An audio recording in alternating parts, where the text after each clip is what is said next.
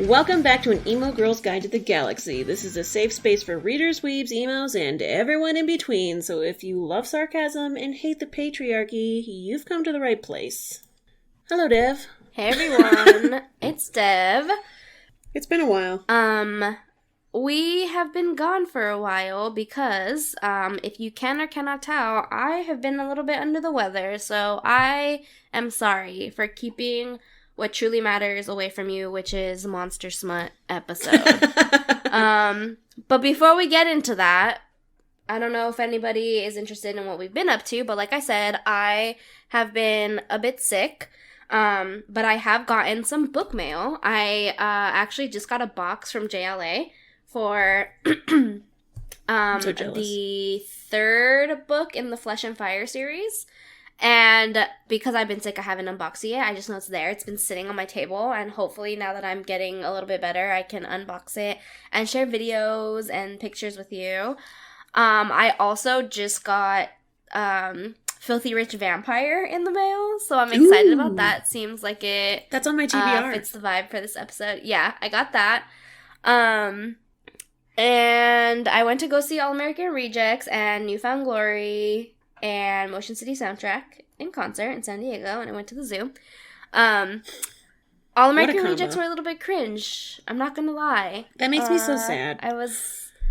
I was, maybe it's just me. I've never seen All American Rejects live. I feel like I contributed really to that because I hyped you up so God. much in the beginning. I was like, I saw them opening up for Bon Jovi one time. And literally, I was the only person in that entire stadium who, like, knew any of their music. And I was so into it. I was, like, standing up and singing all the words. And it was just me in a stadium full of people. So he made eye contact with me and, like, looked at me a lot because it was just me. And that was like, my night. I was like, this is amazing. So then I think I hyped you up. I was like, they're amazing. You're going to have so much fun. And then they were weird.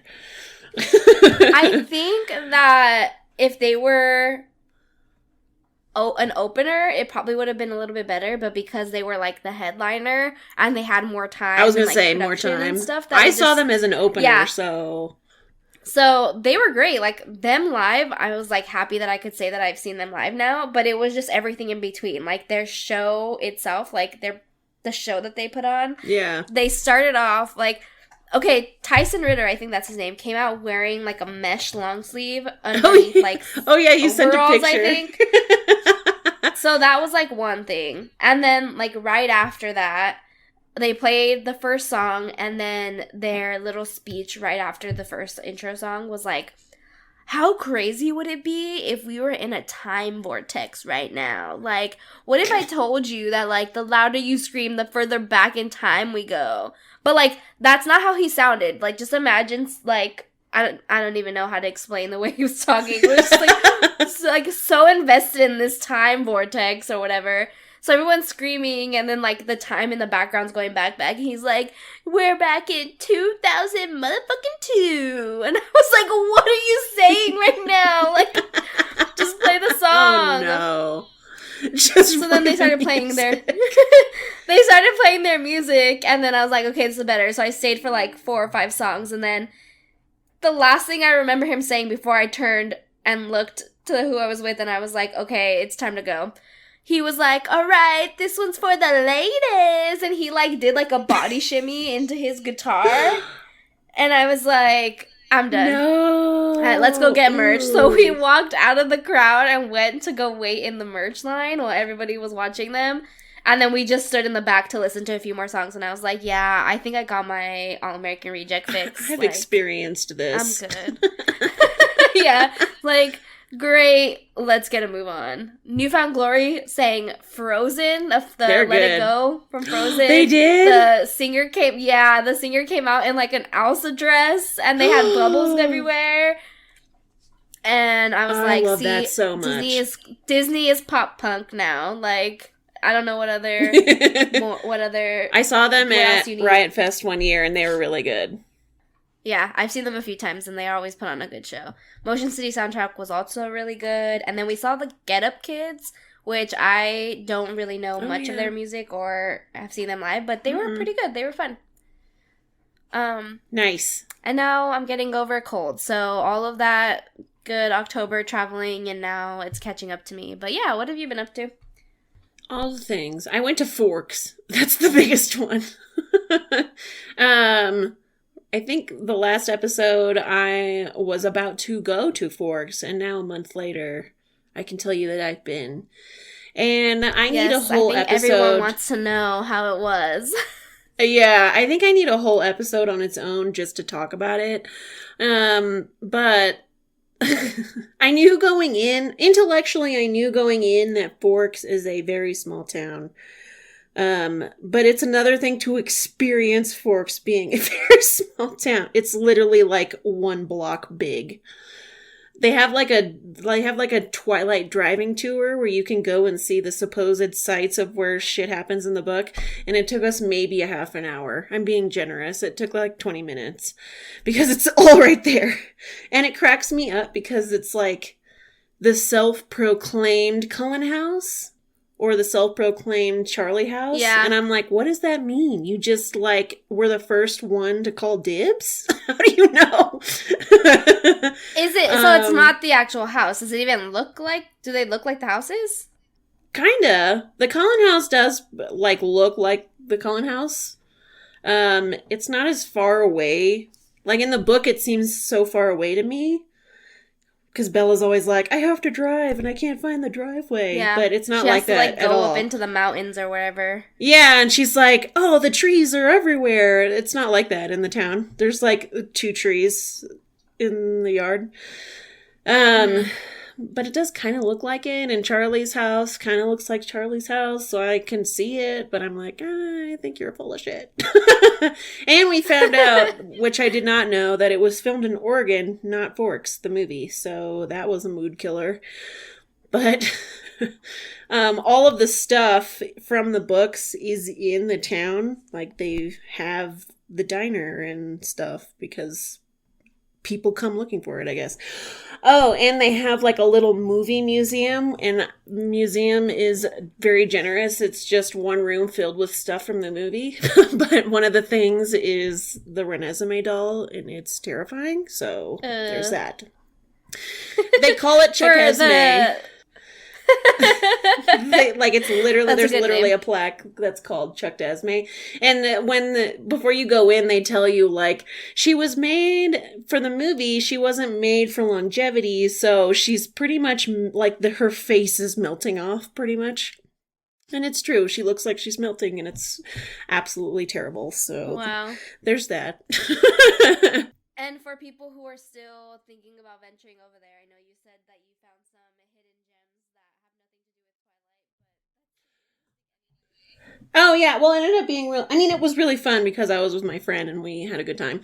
And we stayed in a Twilight hotel room, which was just something else. Edward watched us sleep every night. It was an experience. But it's right by the Olympic National Park. So we went and like did a bunch of trails and stuff there. So it actually was like really beautiful and the weather was perfect. And I don't know, it was really nice. So we had a good time. Some weird museum that you went to other than the Twilight one? Or that was there, but it was closed when you went? There's a timber museum that we did not go to, which I was like, how do you have a... Oh, I know what you're talking about. The Bowie Museum. Yes, that one. I couldn't remember what it was. I was like, wasn't it like a bow or something? I was telling my mom that we were going to Forks, and she was like, where? Where are you going? And I was like, Forks. And she's like, why are you going to Forks? It's like, because it's where Twilight takes place. And she was like, wow, okay. And then she started looking into Forks, and she was like, are you going to go to the Bowie Museum? And I was like, what are you talking about? So I looked it up, and there literally is a Bowie Museum, which I didn't even know that Bowies had a rich enough history to necessitate a Bowie Museum, but they do, I guess. But it was closed when we went. We couldn't go. Well, for everybody who wants to go to Forks, now you know that you have multiple museum options and a diner and some Twilight. You can definitely hotels, do it in a weekend. So. I took a day off of work and it made it a 3-day weekend, and I didn't really need to do that, but it was still a lot of Also, to close out the museum talk and everything, I saw a TikTok video on the Ouija board museum. Apparently, there's only one in the world. Oh. And it seems fitting for our last spooky season episode. But yeah, just know that there is a Ouija board museum, and there's, like, history behind how the Ouija board, like, came to be. So that's really cool. I'll find the TikTok video. If anybody wants it, we could link it out there. But it was, like, a CNN short snippet on, like, the Ouija board. So I thought it was cool. I love the Ouija board. And then on the flight to and from Forks, I started watching One Piece, the live action show on Netflix, and it's so good. I need to finish it. I'm like 4 episodes in, I think. But I love it. Yeah, I think I've only seen the first 2, but it's fun, yeah. And what else? I read a buttload of I say buttload. I read like 5 Monster Smut books, which was a lot for me because that's not something I normally read. And so we'll talk about that. And Dev and I got to read, can I talk about it?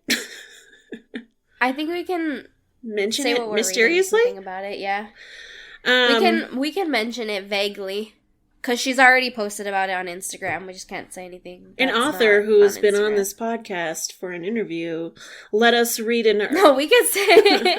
We can. And by that I mean, yeah. By that I mean Kaylee Smith let us read Kaylee Smith an early rendition of her book. Her ghosty book that's going to be coming out next year. I don't know. And it was so good. If that's a confirmed date. But yes, Kaylee Smith, who has joined us for her YA debut novel, A Ruinous Fate, announced, if you go to her Instagram, we can link it to, announced that she's writing an adult horror romance book. And so she reached out and asked us if we wanted to be, what are they called? Like the beta readers? Beta readers. I know, I didn't even know that's vibe checkers, what we were for a while. Vibe checkers, beta readers, and so that was pretty fun. And I will say that I highly enjoyed ate that shit up. So I read it in like 2 days. Very it was excited so good. for it, yeah. It took a bit longer because I was all over the place, but it was really good. If I was in my normal reading mood, I think I could have finished it in like a day or so. Yeah. I ate that shit up, and that was only, like, the early version of it, so I can only imagine. Yeah, so everybody get excited. We will definitely be talking more about it when the time comes, but just know that you'll have something, hopefully, for spooky season next year. Yay! Fingers crossed. But yeah, we can jump into the actual topic of today. It's a good segue into what we're talking about. But because I've been sick and we haven't really been able to give any content for spooky season, we decided to just like mush it all together, bunch up all of our topics into one, and just have like a chaos episode of spooky season recommendations. One of our episodes is going to be Monster Smut, so I think we're going to talk about that first and then go into other stuff. But I have decided that Monster Smut is not really my vibe. I think I need like humanoid features. Yep. This was a weird area for me. I've read, I think I read 2 orc books, a book about a wolf man, a book about a guy with tentacles.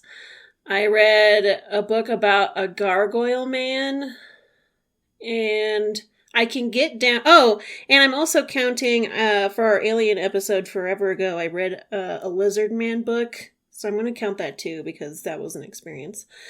But I can get down with the orcs and I can get down with the gargoyle because they're basically humans. They just have extra stuff. Like orcs have larger tusks sometimes. I don't know. I can get down with that. Yeah. But like the wolf man had a snout, and I was like, how are you kissing? Yeah, I know. I also need some of these books to come with illustrations. Okay, so we were also talking to Kaylee about these and about how like we were wondering if people like self-insert themselves into the story when they're reading it, and if that's like what is intriguing to people who read these kinds of books. And I feel like with the ones I've read, it's not necessarily that they're monsters. I think it's like the acts that they do with the monsters. I think so. Yeah. Like, I was reading one with, like, it has 3 different monsters. It's called, hold on, let me pull up my Goodreads so I can get the name right. So I read 2 only. I didn't beat Loretta's number. But I read the Minotaur Milking Farm one. That sounded really cute. Part of a series. It was. Well, I'll get to that. It's called Morning Glory Milking Farm, Cambric Creek No. 1 by Siemnas Costa. And that one was actually very cute. Like, even though I'm not super into, like, the monster element, it was like Halloween Town, but just, like, very slice of life, like, cozy, romantic, and fun. Like, there's not, like, this epic villain. There's not, like, they don't break up or anything. Like, it's really just, like, cute, like, vibing. And I'm like, I want to live in this town of monsters. Like, this sounds really fun. And then the other one I read that I was talking about, like, the acts that they do, it's called An Inheritance of Monsters, The Void No. 1 by Kate Corvin.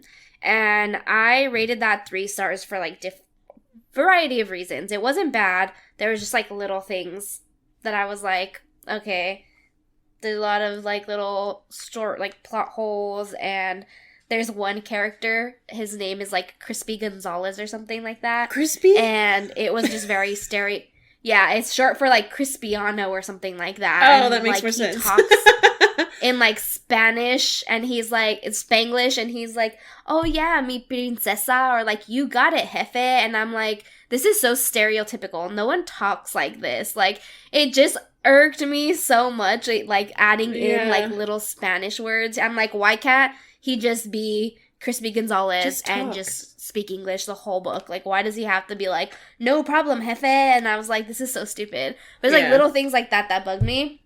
But the overall story, I thought, was okay, but the villain was, like, very obvious. But there's 3 monsters in this one. There's a tentacle man, there's, like, a huge god, like, boogeyman seeming monster, and then, like, the monster under the bed who has, like, 4 arms, and I don't know what else, but they're, like, not quote traditional monsters. They all have, like, their own unique names and their own unique aspects, so I couldn't really imagine what they look like. Like, one of them had 6 eyes, one of them has, like, that's what I mean. We need visual aids. But yeah, but I think what some readers like is the elements of, like, the sexual acts, because in this one there's, like, a lot of stretching and a lot of, like, lubrication and, like, knots. One of them has a knot on the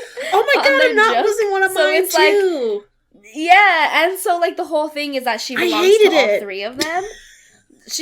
And, like, this is the one thing I will say is that, like, she belongs to all 3 of them, and I've never read a Why Choose novel before, because I'm like, I don't get it. Like, doesn't make sense. Why would you just want all of these men around? Like, I can barely handle 1 man around. Like, I don't want 3 men around. I feel that, yeah. But in a monster romance, I feel like it makes sense because you have them all there and they're, like, monsters. Like, they don't have they're already monsters. Human male tendencies. They don't have, like, those, you know, like, they all work together and they're like, oh yeah, this is my mate. Like, she's all of our mates. And so every time they're together, like, in a sexual encounter, it's always like, oh, you have to have him, like, lube, like, it's called slick, which is, like, really gross. He's like, you have to use him, the guy with the tentacles, to, like, stretch you out, so that way, like, I can fit in you, and, like, it's, like, a whole thing. No. But I feel like all of those things individually, like, in theory, can happen with, like, human dalliances. Like,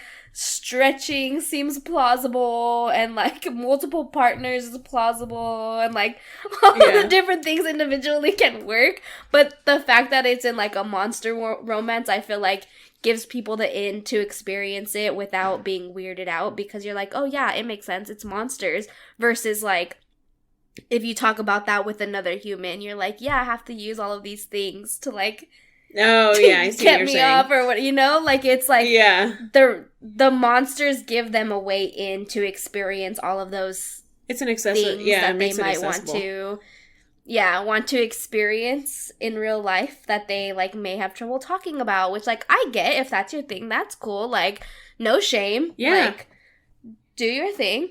I appreciate it. Like, live your life. I kept there was always something I would get hung up on.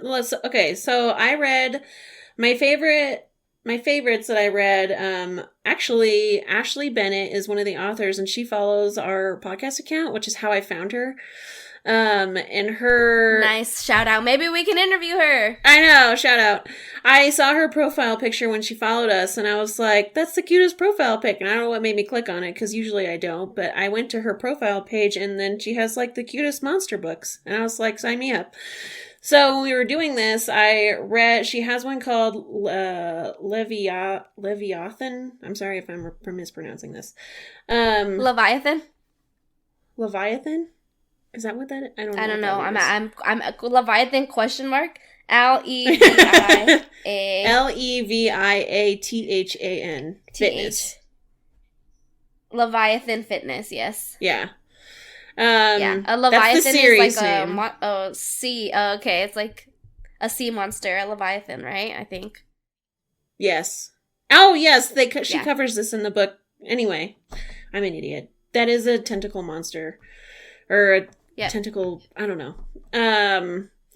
But that's the series name. The first book is called Muscles and Monsters, and it's about a wolf man who is half man, half wolf. And he owns the gym, and then this baker who has a business right by there, they meet, and then, like, they hit it off, obviously, and they, like, get together. The story is so cute. Like, I loved the book, but I kept getting hung up on, like, him having a snout, and I was like, how would you kiss that? And he's, like, hairy like a wolf. He has the body of a man, but he's hairy like a wolf. That I kind of got hung up there too. And then he has a knot. And I was like, she kept talking about the knot. And I was like, I don't understand. I made a mistake because I Googled it. And then real dogs came up. And that was just a real vibe killer. So that was a mistake. Wait, dogs have knots? Yes! That's a real dog wolf thing. Oh my god, I didn't realize that it was like there were pictures, I saw actual photos, and I was like, ooh, this just took me right out of it. So this is my Achilles heel because I'm so curious and I need to know. Like, after this, I'm 100% gonna go Google that because I didn't realize that. If you're anything like me, do not Google it. Just be there for the vibes. Like, the story was so cute. I loved everything else. But anyway, I liked the book enough to keep going. So I read the second one called Tentacles and Triathlons. And that one I loved. And it's about, he's I want to say Cthulhu, but that's not right. Anyway, he's like a tentacle man. He's some type of monster with tentacles, yeah. I know, I'm completely blanking on what type of monster it is. I'm gonna read these now. And we should reach out to her and see if she wants to. We should. They're super cute. And I want to keep. I actually want to keep reading them. Yeah, I'll read them. The second book is about the tentacle man. I have Kindle Unlimited for like 2 more months, so I'm gonna download them. Do it. They're super short too, so like really bingeable. The second one is about the tentacle man who is friends with the wolf man who owns the gym, and he falls for the main character from book 1, her brother. So, it's really cute. And I love this. I love the, like, slice of life, homey monster It's just like a contemporary, but it's monster smut. Yeah, if I'm gonna read a monster book, it has to be that specific niche, like slice of life, cozy style. Like that's what I'm into. I couldn't get into the Wolfman thing, but I loved this series and I want to keep reading it, so I do recommend them. I also just started. I mean, like, I downloaded it to my Kindle, but the Cambric, I think it's Cambric Creek series, the one with the Minotaur milking farm. There's 4 books, and the second one is called Sweet Berries, and it is with a Mothman. So nice. We'll see how that goes. What is? And a Mothman? I think. Oh, here I can show you a picture of the cover. Oh, good. It's literally like, which way? That way.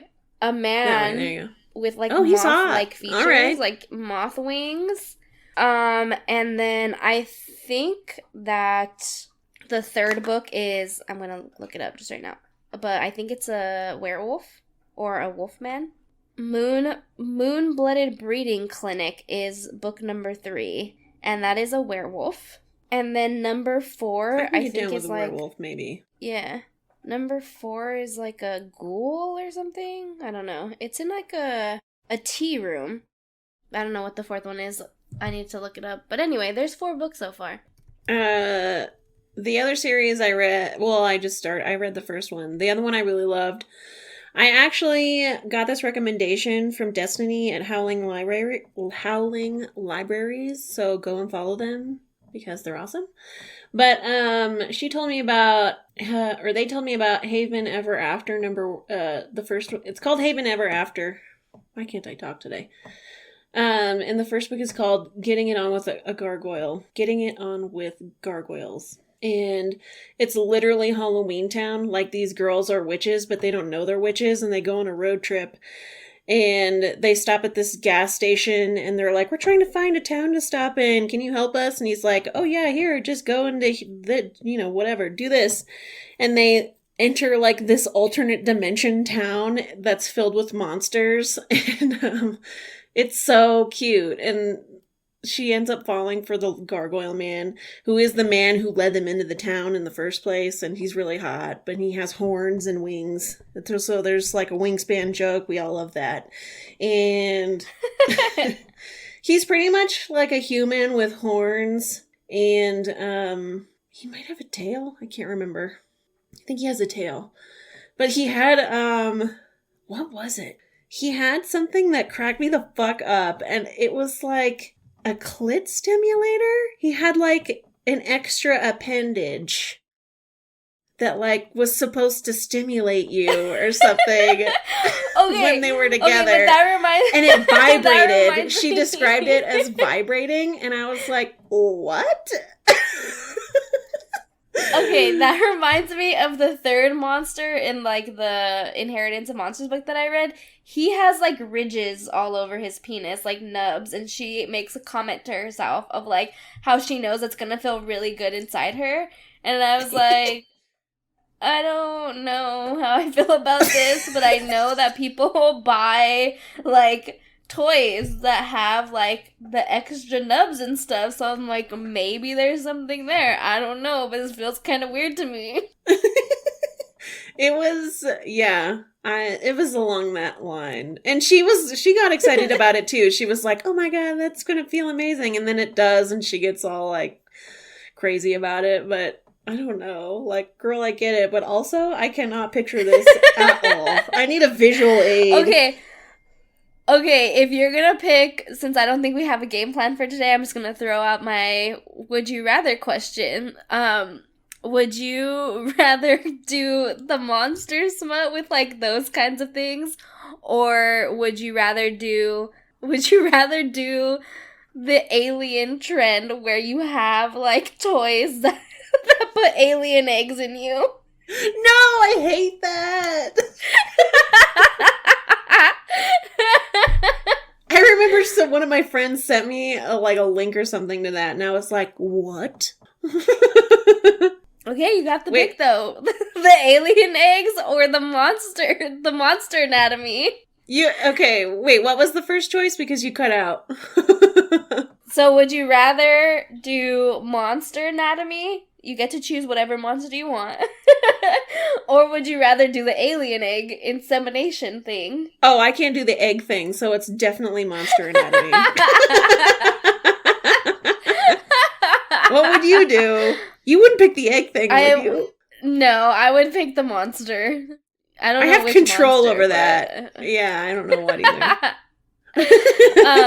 What about would you pick the monster anatomy or would you pick the alien anatomy? Did you read any alien books when we did our alien episode? I read that book. Yeah, I read that book about a lizard man, and he had a penis that could, like, go inside of him.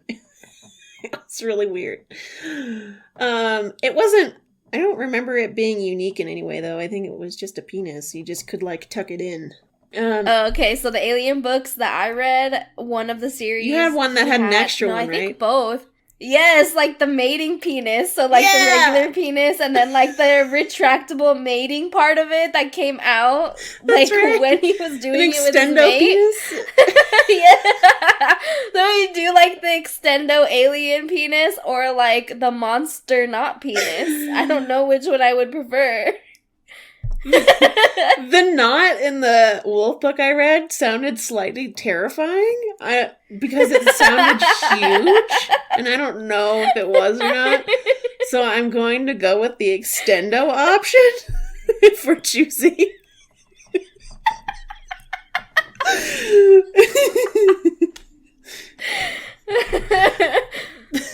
This is such a chaotic episode. I think I would pick the same thing. I don't know.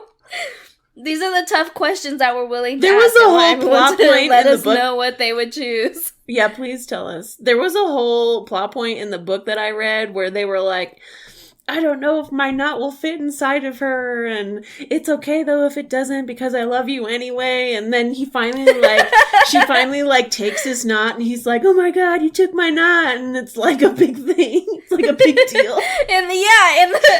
in the book that I read with the monster that has a knot, he had to come first before, so that way his knot would the lubrication. Deflate. So before he I know what you're saying. He would ejaculate first, so that way the knot, because the knot is what's full of semen apparently, and so when he is ready to go, it's huge and hard. So he would have to ejaculate first, so that way it would compress back down, and then quickly shove it in, so that way he could get hard again, and then the knot would expand. I love how I'm trying to use my hands.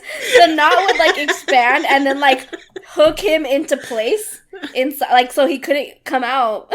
Oh my god! Until they were done. And I was I don't know how I feel about that. This is a lot. Takes away my power. I don't like this. Oh, and the monsters that I read had claws, so they had fingers, but then the claws extended out. So they still had finger pads, right? Yeah. And I don't know if I trust claws. Claws seems too much for me. Yeah. I'm trying to remember. I feel like the gargoyle guy had claws. And I remember, I think her character was worried about it. She was like, are you gonna hook me with those? And then it's never brought up again. So apparently it's fine, but yeah, claws would freak me out too. I think the moral of the monster smut genre for both of us is that we prefer shifters, and 100%. Monster smut is just... I don't know if we're an authority on monster smut, but I totally Yeah, if anybody else has any fun stuff for us to try... Yeah, I'll read it, but I'm definitely not reading it because I am, invested in, a Mothman or, a sea monster. Mm-hmm. Being obsessed with a human woman. I'm just gonna pretend that they're, mostly humanoid beings with, humanoid parts, and then, go about on my merry way. The humanoid ones, AKA, fairies. The orcs I liked. I don't know if it's just the 2 orc books that I read. What did I read? I read 2 orc books, and I don't know if it's just the ones I read or if this is a thing with orcs, but they both had breeding kinks, and I had to look up what that was. I read Healing the Orc's Heart by Leon Riley, which I loved. I was obsessed with the first half, and then the ending completely ruined it, so it was kind of a wash. But it was about this guy who there's an orc war between the humans, and then he gets hurt, and so he drags himself through the forest trying to get away so no one hurts him, and then he passes out. Unbeknownst to him, he passes out by this human woman's house, and then she finds him and gets a cart and ends up dragging him back to her house and healing him back to health. And then, of course, they fall in love.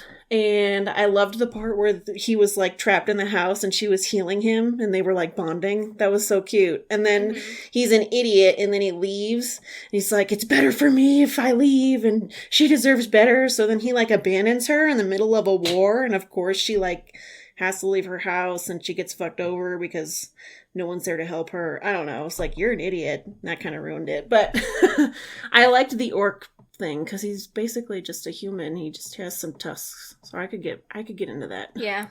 I don't know. What else? Also, if you're looking for, I know you're saying you're reading the Gargoyle books. And if you're looking for like a YA, not smutty series to read, I would highly recommend The Dark Elements by Jennifer L. Armentrout. The first book is White Hot Kiss. And then there's a spin-off, so you have multiple book series with gargoyles. But those are definitely YA, so just go into them knowing that they are not going to be focused on the smut at all. Yeah, those are good. I read the first one. No one's shocked that I haven't read the others, but I loved it. Who's the guy? Damon? I know I've mentioned them before. Roth and... Roth! Who am I thinking of? Damon. Oh, that's Alien Twilight, Zane. I think. Yeah, Alien Twilight has Damon, I think. Yeah, those are good. I think that's it for our Monster Smuts section of this episode. I will say that I will read more Monster Smut. If anybody has any good recs, or if it's like Slice of Life, send them my way. I will give it another shot. Yeah, I haven't ruled it out. Like, I had fun. Yeah, I had fun. Like, monsters are fun. I like monsters, but, like, I don't want to go to bed with a monster. No. Like, I don't need, like, a Mothman as a boyfriend. I'm fine. No. With humans. Or, like, or like a fairy. I'll take a fairy. Yeah. Anything human shaped. Yeah. Human-like faces. Human-like I could limbs. also... Okay, I read the tentacle one, and the thought of an actual tentacle touching my body freaks me the fuck out. But I appreciated, like, the extra limbs. Like that he could do more stuff with all of his limbs. That was kind of hot. I could get into that part. I don't know. Okay, I guess the consensus is that we're unsure. Yeah. We're leaning towards maybe not. Maybe we just need to find our monster, you know? Yeah. The ones I read were not bad. They just, I don't know. You're right. I don't think a minotaur is my monster. Yeah. And I don't think... How did kissing work in that book? Was it weird? She does say that, like, it's weird because his mouth is wider than hers, so they have to get used to it, or she does. Mm-hmm. But that's all she mentions about it. It's just that he has a wider, bigger mouth. Yeah, that's kind of what the Wolfman thing did, too. She's like, oh, this is weird, and then, she gets used to it, I guess, and never talks about it again. Yeah, it was like a one and done kind of thing. So, there also was, like, one instance where she's talking about how she likes the Minotaur man that she is sees at her work, at her job. Mm-hmm. And then she goes home and she watches Minotaur porn. And I was like, she does. Okay. Yeah. So that's like a thing in this world because humans and monsters like cohabitate. And so now the porn is now advancing and extending into monster porn. So that's a thing in this series. Oh my god, I love it. Yeah. Okay, I don't know, should we just, like, go on to our next spooky topic? Because that's all I got for monster books. Yeah, me too. What's our next spooky topic? We could do movies, we could do shows. I have a list of stuff that I've watched recently that I think is really good. I do not, but, well, I do, I can't say that for Friday the 13th, I went and hung out with some friends, and we watched Friday the 13th, the movie, which I had never seen before, and that was hilarious, because it's from, like, 1980, and I got kind of bored, because it's literally just a movie of people dying. There's, like, 8 camp counselors, and it's just them setting up a camp for, like, the kids that are going to come, but there aren't any kids yet. It's just them setting up the camp, and then they just die. So you have to watch each of them die for, like, an hour and a half. And then at the end, The ending is really good, because there's, like, a twist, and you find out who's been killing, and That part's great, but I was like, this is just a movie of people dying. But it was a good time. It's a classic. Kevin Bacon is in it. Young Kevin Bacon. Yeah. I do love classic horror movies. I've been going through a lot of the newer releases. So I watched Totally Killer, which I think you would like. It's like a I need to watch that film, one. That sounds fun. It's like a comedy, like a horror comedy, and it has Julie Bowen. It has Kiernan Shipka. That's the girl from Sabrina, right? Mm-hmm. It has the girl from Sabrina. There's a few other people that are in that movie that I think are relatively famous. But it is on Amazon Prime, and it is really fun. It was really funny. It was really cute. There's obviously, like, slasher elements to it, and there's time traveling, so that's fun. Nice. And it's not, like, too horror-y, just a little bit of blood. So I recommend that I'm one all over that. I think anybody, even people who aren't really big on horror, can watch that one. Yeah. I also finished The Fall of the House of Usher on I've been hearing a Netflix, lot about that one. And it's based off of a short story by Edgar Allan Poe. And I had to Google everything after I finished watching the series because I'm not, like, huge into Edgar Allan Poe. Like, I've read the stuff that we had to read in school and, like, some extra stuff. Like, I have a book sitting on my shelf. But I'm not, like, a fanatic. And apparently the short story of The Fall of the House of Usher is just about a guy and his sister, and he's telling a story to, like, this third narrator person, I guess. And there are no other characters in that short story, and so what Mike Flanagan did was he incorporated characters from some of the other stories that he wrote, and, like, weaved this really cool world where, like, the Usher family is this big pharmaceutical company empire, and they're rich, and they're moguls, they're business moguls, and it opens up with them being on trial, so they're being sued by the United States government for, like, a bunch of stuff, and it slowly goes through, like, the downfall of the family, and people start to die, and then the patriarch of the family is, like, telling the assistant DA, like, the whole story of how everything happened.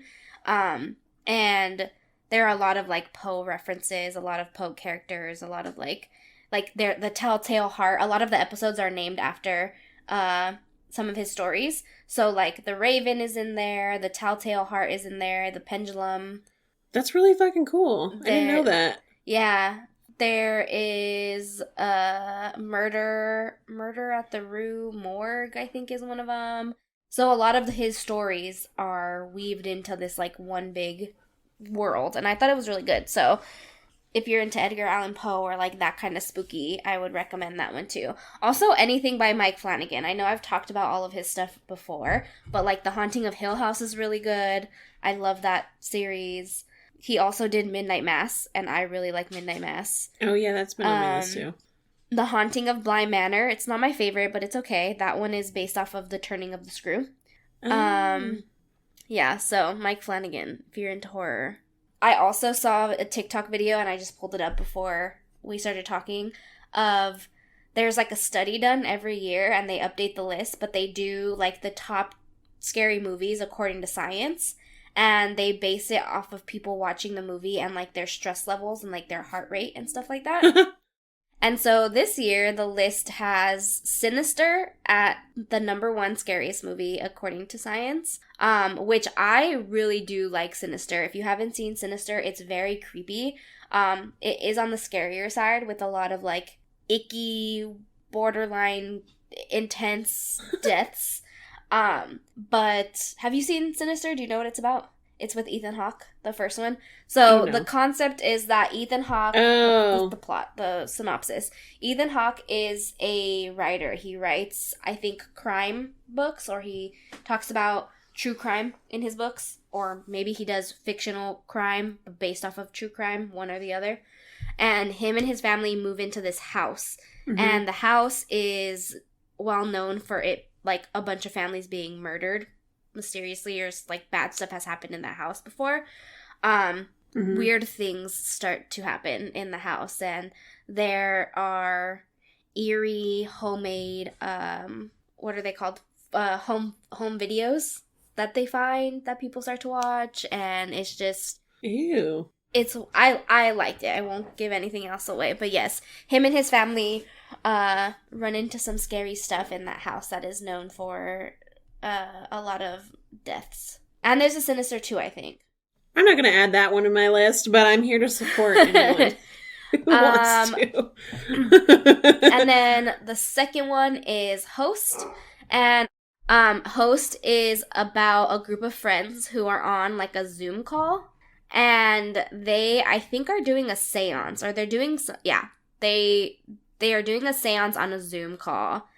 I think I remember trailers for this. And then they inadvertently spawn a supernatural force that is somehow going after all of them. And so you're watching it, the POV is like from a Zoom call. Or from like a virtual, So it's really cool. I've seen that one. I thought it was pretty good. 3 is Skinamarink. I also have seen this one. I will say that this one is scary, but it's a indie film and it's very artsy. So if you're not into that kind of stuff, you might think it's boring. Like, it takes a while, but it's shot in a way that makes you just feel anxious and stressed the entire time. Like, there are shots of just like a hallway, like an empty hallway with like the sound of a light on. And you don't know if there's something that's going to pop out or if it's just going to end or like what. And it's following these 2 kids and they're in a house. Oh my God. And they wake up and they find out that like nobody is in the house with them. So they're trying to figure out like what to do or where to go. Like they can't escape. And so it's just following them and they end up like in front of the, and it's set, I don't think it's in modern times. Like it's a very like 1980s, maybe 70s vibe. I don't know. But they have like an old school TV. And it's not like your classic horror. Like, there's no blood. There's no, like, jump scares. Like, you do, like, hear things. You do see a few different things. But it's a lot of just, like, anxiety-ridden, like, very artsy shots. So, yeah. Yeah, mind games. So, I will say, just, like, keep it in mind. Yeah, let me know if you watch it. Let me know what you think. 4 is Insidious. And I love the Insidious movies. Like, I think that they're so good. Are these the ones that are connected that you were like watching? Like all the ones that relate you were watching? So there are a few. This one is a series and they're all related and they just came out with Insidious, The Red Door. I think the one you're thinking of is The Conjuring.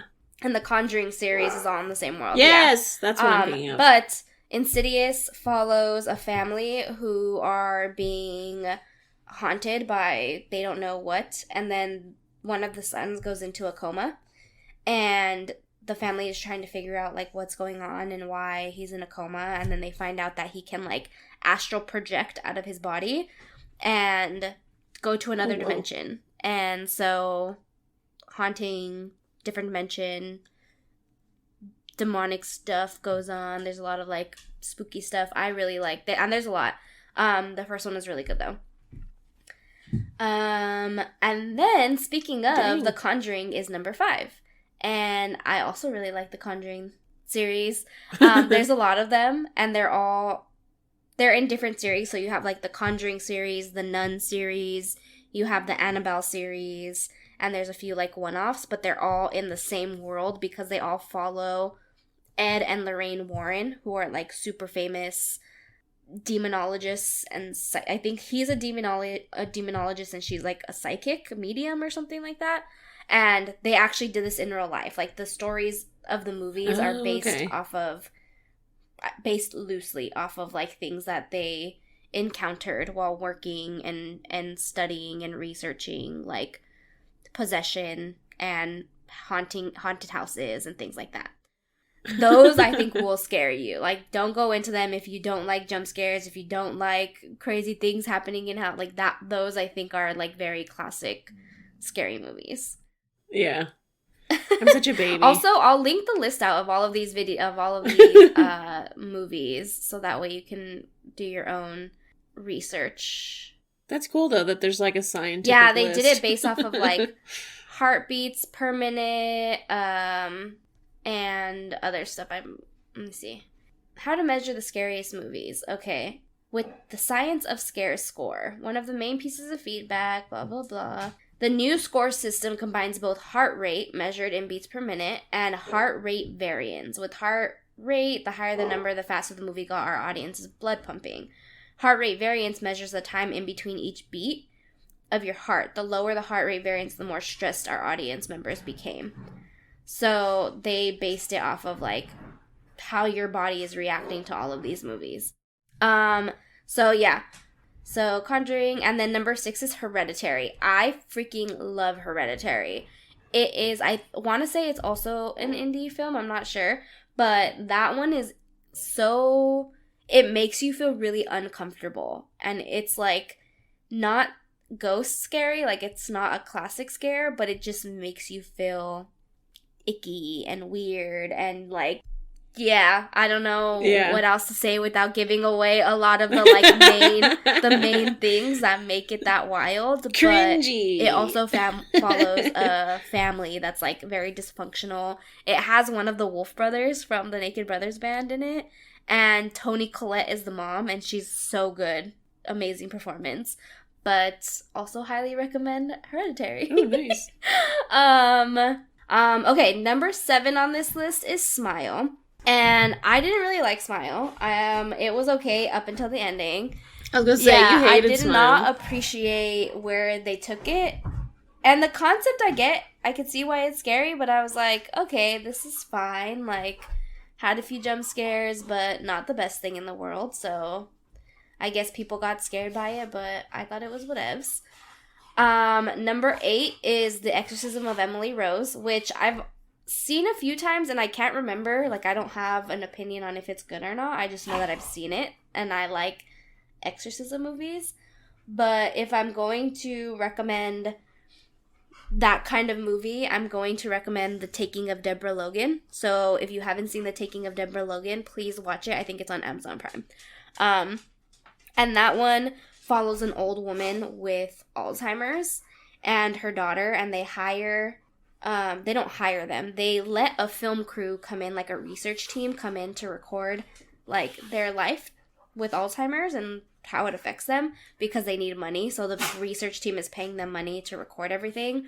And things start to happen. Mm-hmm. And you don't know if it's because she has dementia and Alzheimer's and it's because her mind is wasting away, or if it's something else. So there's just, like, that added, like, this look at, like, the human experience. Yeah. And what's how, real, like, what isn't. Sometimes when you have these, you know, illnesses or injuries or things that you can't help, like, it could seem scary. Like, it could be something that seems sinister or evil. And then sometimes it really is just sinister and evil and you don't know which is which. So that's not on this list, but I recommend that one. I think it's on Amazon. 9 is Hell House LLC, which I just watched because I had never seen it. And that one was really creepy. I was like, I don't need moving clown mannequins in my life. Thank you very much. But this is a found footage movie, and it follows a group of people who have this business called Hell House LLC, and they create haunted houses every year in different locations. And this one location, something really bad happened, and it's shot in a documentary style. So it's like people, after the whole horrific events, the tragedy happened, somebody is documenting the lead up to it. And so they're doing interviews with the police, they're doing interviews with, like, people who are waiting in line to go into the house, and then they interview, like, the only survivor, and she says, here's everything that you need, like, here's the whole story. And it's footage that they recorded themselves from when they started setting up to the happenings and everything like that. And there is, like, a huge plot twist at the end, and I was like, what the F? But that one is really good, so if you need a movie for Halloween, Hell House LLC. If you're into, like, the classic haunted house vibes. And then to round out the top 10, we won't go into, there's like 50 on this list, but we'll link it out because a lot of these are really good. I think I've seen most of them. But the 10th spot is Talk to Me. And that is an A24 movie. I think it was made in Australia. And that one is also really good. Like, that movie was crazy. I feel like A24 has some real A24 ones, has some really like good ones. The Witch, I think, is A24, and that one was really good, too. I really have nothing to offer. In terms of horror movies, I've seen, like, Carrie and The Shining. Those are good. And, yeah, I mean, classics. I did see Nope. I got tricked into watching that. I would not have watched it on my own, but it was really good. I thought it was, the way it's good. I liked it because the way it's shot was really good. Like, it's very really cinematic. Cool looking. Yeah, absolutely. And then after I was done, I like looked up a bunch of shit about how he filmed it and stuff, which was interesting. That's a newer one that I've seen, but that was like 2 years ago that I watched it. I don't know anything Alfred Hitchcock I've seen. You know, anything old and not relevant. Old movies are good too. We just watched The Exorcist, and that one is still pretty good. I will say that it's not. See, I think you would actually be able to sit through The Exorcist because it's not. The focus is not about the little girl who is possessed. The focus is more around everybody else. Like, the focus is on the mom who is just trying to, like, save her daughter and turning to religion that she knows nothing about to, like, get this thing. You don't even know how she got possessed. It's, like, kind of just implied. They don't go into, like, what happened after. It's just, you know, more of a drama. Interesting. So I think you could sit through The Exorcist and be kind of, like, grossed out by things, but it's not, like, too bad. Yeah. Good to know. Like, it won't, at least to me, it's not, like, classical horror scary where you're like, oh my god, I can't watch. Like, what's gonna happen next? Right. That one is really good. I think it's on this list. Let's see. Exorcist is number 32. I will say that Ready or Not was on sale the other day, and I bought that for $5, so I'm going to be watching that soon. That one is more, like, a lot of, like, gore, yeah. That seems fun, yeah. That one is... That doesn't seem scary. That just seems funny and kind of bloody, so I can get down with that. If you haven't heard of Ready or Not, is about a woman who gets married, and she marries into this family. And according to the family, on your wedding night, I think, to celebrate, you have to play a game.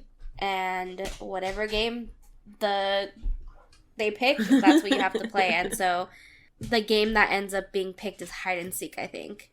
And she has to hide, and they have to find her, and then chaos ensues. Bum, bum, bum. I'm here for, like, fall movies. I can't do horror movies, but, like, I went and saw The Haunting in Venice recently. That, yeah. That just came out, and that was really cool. That was an Agatha Christie.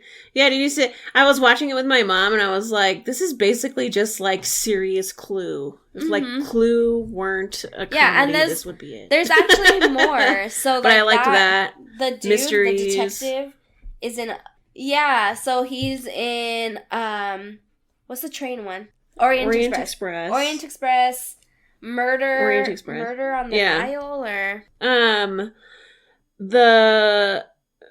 Orient Express, Murder I think it's Murder on the Nile. Murder on the Nile, or whatever. I didn't watch that one. Oh, Death I wanted to on see the it, and I never did.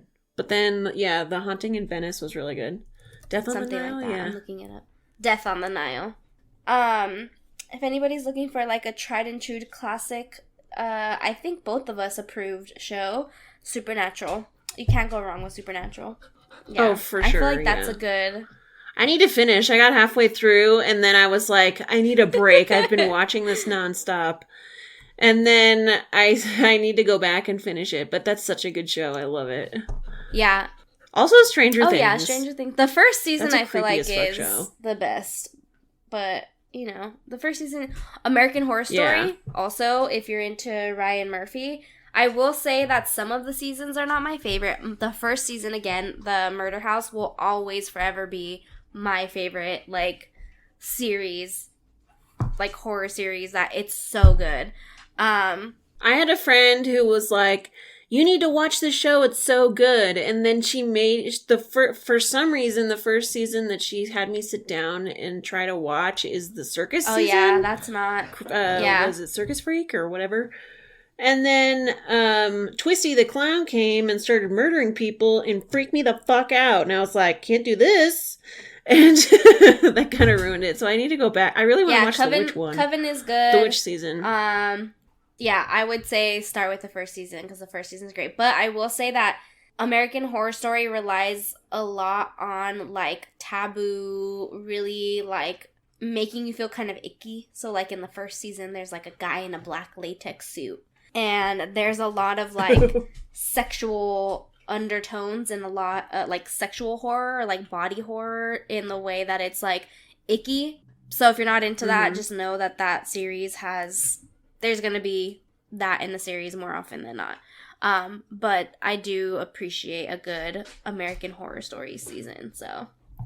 Good times. I don't really have any, like, good... I don't have any, like, cozy, scary stuff. I don't... Oh, if we want to talk about, like, cozy fall movies, I could, like, go on for days. But I don't know if that's the vibe for this. But, like, Practical Magic, You've Got Mail. Well, I mean, you could always watch, like, the Great Pumpkin Charlie Brown episode. That was cute. I have been watching a lot of Disney Channel shit. So, like, Twitches has been on TV. So I watched both of those. The other day I watched all 3 Halloween Town movies. Like the adult I am. Hocus Pocus 1. Did you like Hocus Pocus 2? It was okay. It wasn't anything I feel like the original is always going to be better. It's hard to beat. Yeah, it was good. I love it, but... Also, since we're talking about Disney Channel original movies, did you ever see Don't Look Under the Bed? Because I feel like that can be considered a Halloween movie at this point. Oh like, my god, forever that one was pretty ago. Freaky with the boogeyman and the imaginary friends and, like...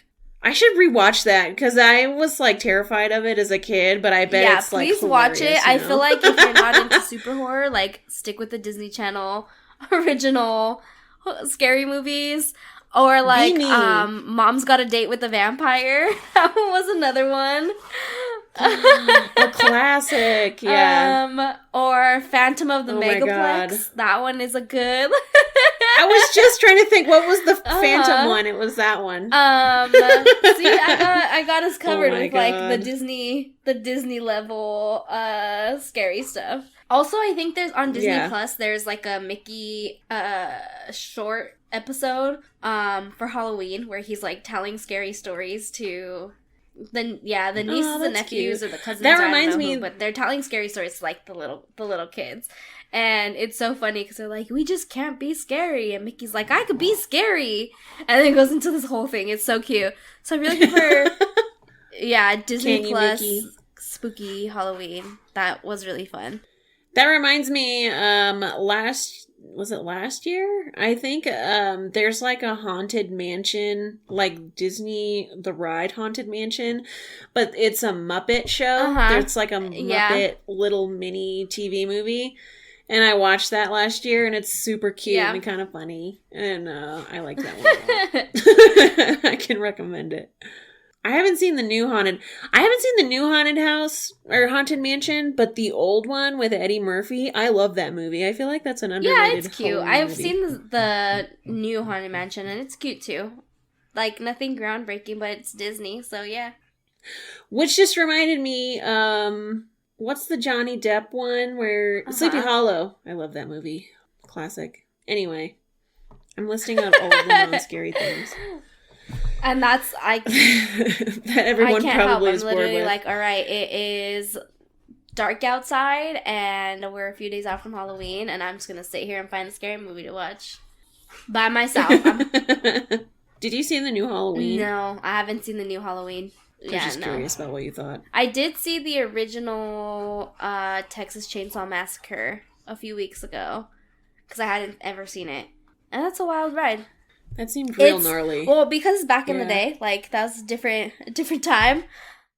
That's what Friday the 13th, I was like, by like the third person dead, I was like, this is boring. I need like a plot. Yeah. Help me out here. We're just watching people die. Oh, speaking of needing a plot of like classic horror, The Cabin in the Woods is also really good. I've seen that. I love that movie. I forgot about it. That movie is really good. Don't look it up. Don't look at. One of my friends made me watch it, and she was like, "Don't look it up at all. Don't go into it knowing blind. anything about it.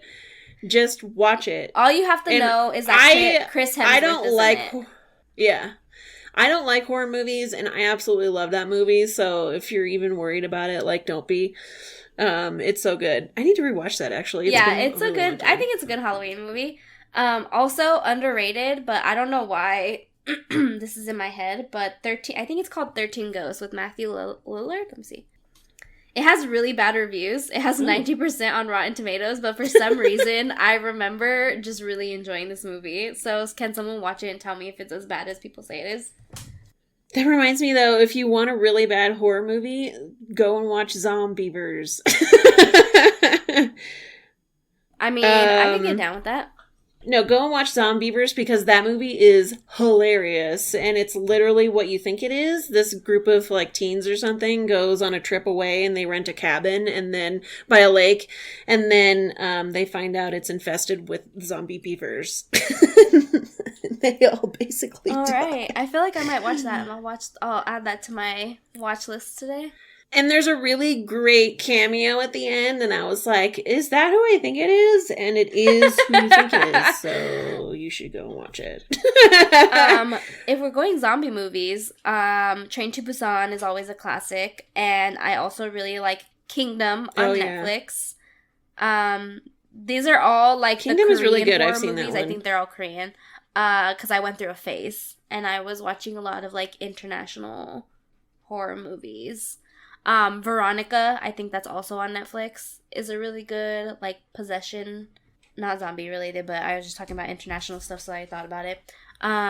Didn't you watch one where they were all trapped in a hotel or something and they couldn't get out? I think it was Sweet Home, which is also a Korean horror show. And there's like a plague or there's some kind of virus or there's something going on and they're in the apartment complex.